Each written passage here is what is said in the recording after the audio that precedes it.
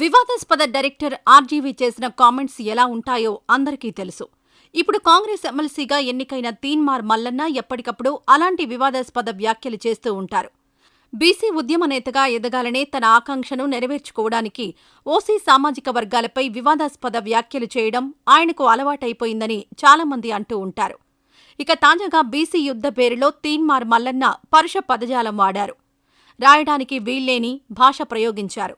జనాభాలో 50% ఉన్న బీసీలే తెలంగాణకు అసలైన ఓనర్లని కామెంట్స్ చేశారు. సామాజిక వర్గాల మధ్య చిచ్చు పెట్టేలా ఆయన కామెంట్స్ ఉన్నాయంటూ పలువురు మండిపడుతున్నారు.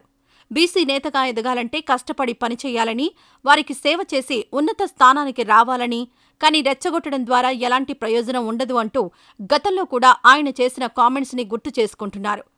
రేవంత్ రెడ్డే చివరి ఓసీ సీఎం అని వ్యాఖ్యానించారు. నిన్న బీసీల సభలో బీసీలకు అన్ని రంగాల్లోనూ రిజర్వేషన్లు పెంచాలని డిమాండ్ చేశారు. లేదంటే ఉద్యమాన్ని ఉధృతం చేస్తామని హెచ్చరించారు. ఎమ్మెల్సీ నవీన్ కుమార్ ఇటీవల చేసిన కామెంట్స్ ప్రజల్లో గందరగోళానికి తెరలేపాయి.